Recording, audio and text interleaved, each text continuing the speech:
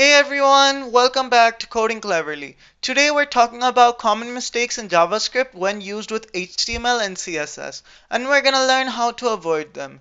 These mistakes can confuse beginners, but don't worry because I'll make it super simple to understand. So let's jump right into it. So the first commonly used mistake is forgetting to link JavaScript to HTML. Now you see over here I have my HTML code as commonmistakes.html. I'll just be making a new file over here and I'll save it in the beginning as save as, and in the downloads I'll just save it as script.js.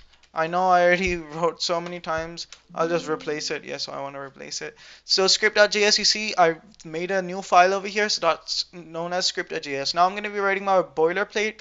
I'll be writing our boilerplate successfully, and you already know under these meta and title tags we write our script tag. So I want to script it. Before scripting it, I'll write a comment over here displaying what I want to teach you. So I'll say that this is the wrong version. First I'll tell you the wrong version, then I'll tell you the right version how to do it. So wrong script before body content is loaded. So this is perfect. Now over here I'm going to be writing my script tag. I'll write script, then source, and over here I'll be writing script.js because you already know I wrote it over there. Now I'm going to be closing my script tag successfully. Now you see both of these are linked. But what's the mistake? You're going to be wondering what's the mistake, what I'm talking about. Now you know inside this body tag people actually write a button over here and we're going to say on click. No, people say on click and we say hello, and we're going to be opening this bracket. Till here everything is correct. But I'll be letting you know what's the mistake what you use. So people write click me and people are gonna assume that everything's perfect over here. But let me tell you one mistake. So if the script is placed before, we add the script before, right? So if the script is placed before HTML elements, it's an HTML element. We add the script before. JavaScript might try to access elements that don't exist yet. It's going to try to access the elements which don't even exist. It doesn't make any sense. Always place a script tag at the end of the body or use differ. You should use this at the end of the body over here. You should use it over here at the end of the body or over here at the end over here. Or if you don't want to use it, you could use differ. So we'll be writing the same thing. Just we'll copy this thing. We'll cut it. And now we'll be writing the correct version, so I'll remove the comment because this is going to be the correct version. You see that this body, right now I wrote my code over here. Below this I'll be writing the same thing. I'll be writing the script, but over here what's going to be the difference over here? I'll add the differ. I'll be adding a differ. It's gonna specify that okay, this is different and this is different, so it's gonna differ between both of them. This is the correct way how to display, how to link our HTML with our JavaScript. So this is the corrected way. So first thing corrected. So the second mistake is using get element by ID before the elements exist. So let me show you with an example. It's just an example. You see over here, it's just a boilerplate. I'm not writing anything over here. I'm just going in the JavaScript so I could explain you what's the mistake. So people usually write constant button and over here button, and then they write document. People write get element by ID. And over here they write in the bracket. This is a mistake, a really common mistake. My button. We're gonna close it with a semicolon over here, and people add button, and over here add event listener, and then we're gonna be adding a click. We'll add both brackets over here. We'll add a C equals to and lesser than sign over here. And then we're gonna alert with clicked. So we're gonna be closing our bracket accordingly with a semicolon. So this is a really big issue what mainly people commonly use. Now let me tell you what's the issue. So if my button, where's my button? This one. if my button doesn't exist when JavaScript runs, this will fail. It doesn't exist. If we don't write it over here, it's just gonna fail. It's not even gonna execute anything. To fix this, ensure JavaScripts run after the page loads. So you're gonna try to do that. We're gonna fix this, and we're gonna be trying to ensure that the JavaScripts run after the page loads. So like let the page load first, and then the JavaScript's gonna load, which is not gonna be creating any errors or any problems. So the corrected version is, I could write over here. It's just our practice. So I'll be writing over here. Corrected version. This is just for your understanding. You don't write this in your JavaScript or else it's going to be an error. I'm just telling you this is a corrected version. So over here we're going to be writing document add event listener. So over here we're going to be adding an event listener, and over here we're going to be writing DOM content, DOM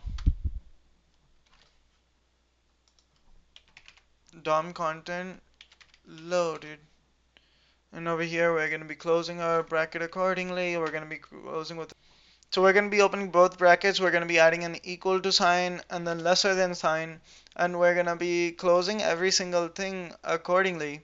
So we're opening a bracket over here, and we're going to bring it all the way down. So over here we're going to be adding a constant. Don't add so many useless spaces. So we're going to be adding a constant button as we added it before. We're going to be equal to sign over here. We're going to be writing document get element by ID, and over here in the bracket we're going to be writing my button. We're going to be closing this, and below this we're going to be adding a button, and over here we're going to be writing add event. We're going to be adding an event listener over here. We're going to be adding a click button over here. Sorry.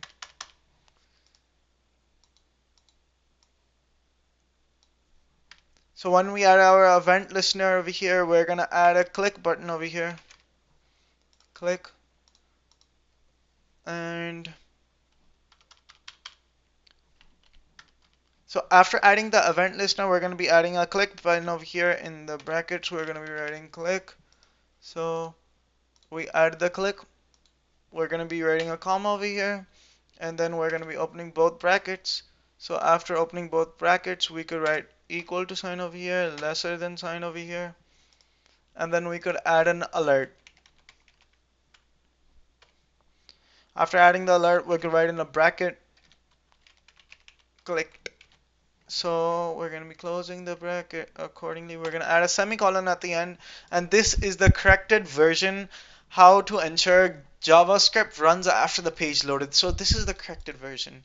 So you see over here, this isn't how you write it. I told you before that I'm just writing it. So this is the corrected version, and this is how you do it. So second mistake busted. So the third mistake is modifying CSS incorrectly with JavaScript. So let me show you an example. So people, what they do is write document get element by ID over here in the bracket. In a bracket they write bond, and after that they write dot style, and they're gonna be writing background color, and over here they equal it and they write it red. So this is what mainly people do. This works, but modifying styles can be messy. This, like, it's gonna be really messy if we just write it like this. So what could we do instead? Instead, use CSS classes and CSS lists. So let me write a corrected version of this. So the corrected version is, so let me write the corrected version of this. So the corrected version is document over here get element by ID. Now we're going to be writing inside the bracket as we did before bond. We're going to be closing this, leaving this, and we're going to be adding a class list. We're going to be adding a class list of inside, and we're going to be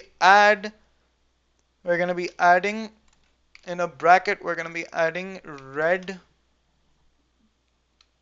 BG. We're going to be saying red BG. Red BG means red background, and we're going to be adding this inside semicolons. So we added red BG over here, which makes it run, and this is the correct version how we could do it. If you don't want to do this, you just want to go in a CSS, we could just add a new file over here. And I'll just, for telling you, so the CSS version is red BG, you just have to write red BG over here, dot red BG, open a bracket, go down, and we're just going to be writing background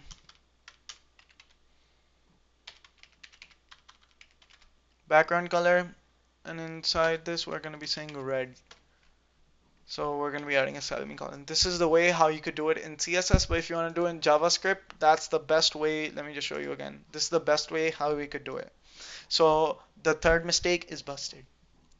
So the fourth mistake is not preventing default behaviors in forms and links. So let me tell you what people do by showing an example. So what people commonly do is writing document get element by ID over here, and inside this they're going to be adding my form for making a form, and then over here they're going to be adding event listener, and inside they're going to be writing submit. It should be in a bracket, submit. They write submit over here, and afterwards they're just going to be writing they're going to be opening the brackets, they're going to be writing equal to sign, lesser than sign, and just open a bracket and bring it downwards. So this is what people do, and then they alert inside that form submitted. At the end they just add a semicolon. So this is the wrong way. So this page refreshes before we see the alert. It just refreshes before we see it. To prevent this, use event prevent default. What are we going to be using? We're going to be writing the corrected version now. So we're going to be writing document get element by ID. Inside this we're going to be adding my forms.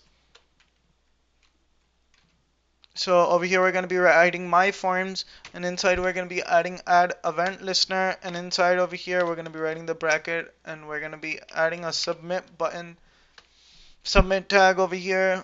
We're going to be closing the bracket over here, and we're going to be writing inside a bracket, another bracket. We're going to be writing event and equal to lesser than, and then we're going to be opening the bracket, and we're going to be bringing it down. Equal to lesser than.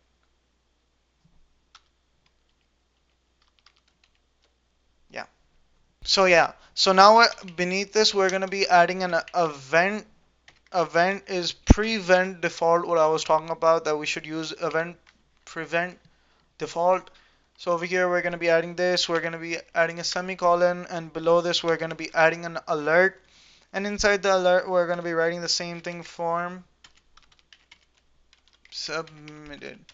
So what is this going to do? Let me tell you the difference between this. We're going to be writing form submitted, and over here you got to remember to write the semicolon.